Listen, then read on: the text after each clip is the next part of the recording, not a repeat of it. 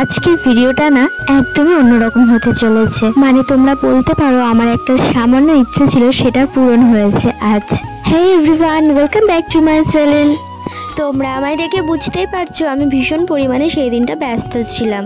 কেন ব্যস্ত ছিলাম, কিসের জন্য ব্যস্ত ছিলাম সেটা না তোমরা কিছুক্ষণ পরেই বুঝতে পারবে। আর আগের দিন প্রিন্সের প্রোগ্রাম থাকার জন্য আমি কিন্তু অনেক রাত করে ঘুমিয়েছিলাম, তাই সকালে উঠতেও প্রচুর লেট করে ফেলেছিলাম। আর তারপরে শুরু করে দিয়েছিলাম সবজি কাটা বাছা করা। আর আজ না আমাদের বাড়িতে একটা গেস্ট আসবে, আর কে আসবে সেটা কিন্তু আর একটুখানি পরে তোমরা জানতে পারবে। তোমরা আশা করি দেখে বুঝতে পারছো আমি না অনেকটাই ব্যস্ত ছিলাম, কিন্তু তার মধ্যেও দেখো আমার ফেসে তোমরা বুঝতে পারবে অনেকটাই কিন্তু স্মাইল আছে। আর এটার যথেষ্ট একটা কারণও আছে।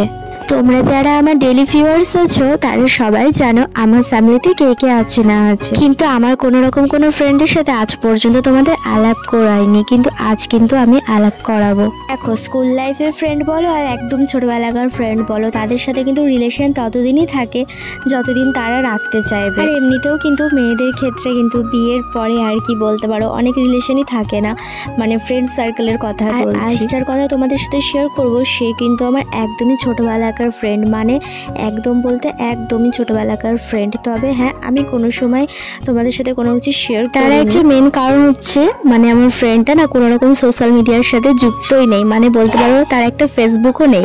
তো আমি কিভাবে বা তোমাদের সাথে আলাপ করাতাম। আর ওই যে বললাম ছোট থেকে বড় হয়েছে একসাথে, একই স্কুল, টিউশন সব কিছু একসাথে।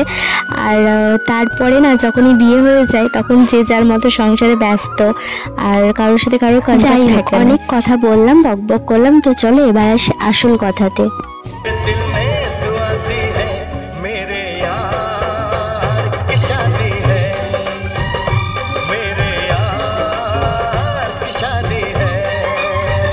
এই গানটা শোনার পরে আশা করছি তোমাদের কাছে একদমই ক্লিয়ার হয়ে গিয়েছে যে আমি কেন এত আয়োজন করছি, কি বৃত্তান্ত। তবুও আমি তোমাদের জানিয়ে দিই, আজকে আমার ফ্রেন্ডকে আমি বলেছি আমাদের বাড়িতে আইবুড়ো ভাত খেতে। এইটা না আমার একটা অনেক দিনকার ছোট্ট একটা ইচ্ছে, জানো তো, যে আমি নিজের হাতে সমস্ত কিছু রান্না করে আমার ফ্রেন্ডকে সারপ্রাইজ দেবো আর কি।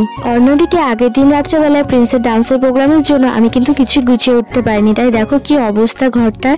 এখনো পর্যন্ত না আমাদের বিছানাটাও তোলা। আমি একদিকে রান্না করতে করতে ঘরটাকে সুন্দর করে গুছিয়ে নেব, মানে এখানে যতটা আর কি গোছানো যায়। অন্যদিকে মা কিন্তু চলে গিয়েছিল বাজারে, কিছু কিছু জিনিস আর দরকার ছিল সেগুলো আনার জন্য। আমার সাধ্য মতো আমি ক্লিন করেছি, এর থেকে সুন্দর করে গুছিয়ে আমি রাখতে পারবো না। তোমরা তো জানোই আমাদের এখন কতটা প্রবলেম হচ্ছে একটা ঘরের মধ্যে। কিন্তু আমার ফ্রেন্ডের ওই দিনটা তো ধরো আর ফিরে আসবে না, তো সেই জন্য এর মধ্যে আমি চেষ্টা করেছি ওকে আনন্দ দেওয়ার, আর সাথে আমি যেন নিজেও আনন্দ পাই। আমার আনন্দ পাওয়ার কারণটা তো আমি ফার্স্টেই বললাম যে আমার অনেক দিনকার একটা ইচ্ছে ছিল যে আমি কারোর জন্য এটা করব, আর এটা কিন্তু আমার কাছে একদমই ফার্স্ট টাইম।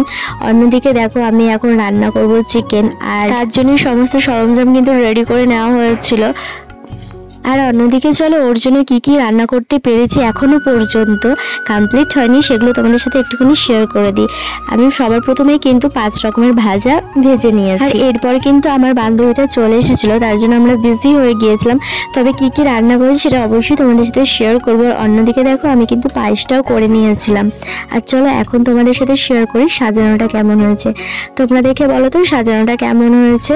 আর রান্নার মধ্যে হয়েছিল ফ্রাইড রাইস, চিকেন আর সব রকমের সবজি ভাজা, মানে 5 রকমের পায়েস, দই মিষ্টি, এই মানে খুবই সামান্য আয়োজন হয়েছিল। আর তোমরা তো দেখতেই পাচ্ছ এই হচ্ছে আমার সেই ফ্রেন্ড যার বিয়ে। আর এখন না আমাদের বাড়িতে কেউ নেই যে আশীর্বাদ করবে, শুধু আমি ছাড়া।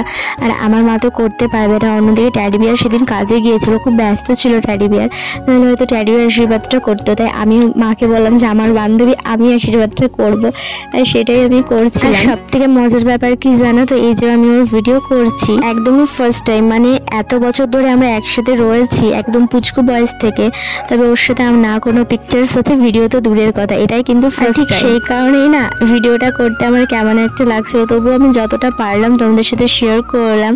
আর এখানে এখন আমার বান্ধবী আমি শিখিয়ে দিয়েছিল যে এইভাবে আশীর্বাদ করতে হয়, তুই কর, আমি বলে বলে দিচ্ছি। দ্যাটস ওয়াই ও এর আগেও 2-3টে আইবুড়ো ভাত খেয়েছে, তাতে না ওর একটা অভ্যেস হয়ে গেছে, ও না সব শিখে গিয়েছে কিভাবে আশীর্বাদ করতে হয় না হয়। আমি তো তোমাদের প্রথমেই বললাম যে এটা আমার কাছে একদমই ফার্স্ট টাইম নিজের হাতে সমস্ত কিছু করা, যদিও আমার মা কিন্তু যথেষ্ট আমায় হেল্প করেছিল।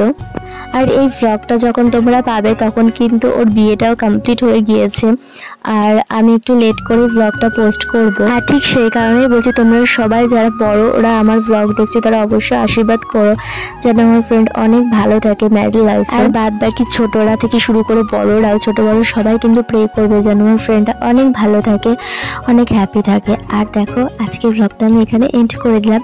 তো প্রত্যেকে সুস্থ থেকো, ভালো থেকো, টাটা।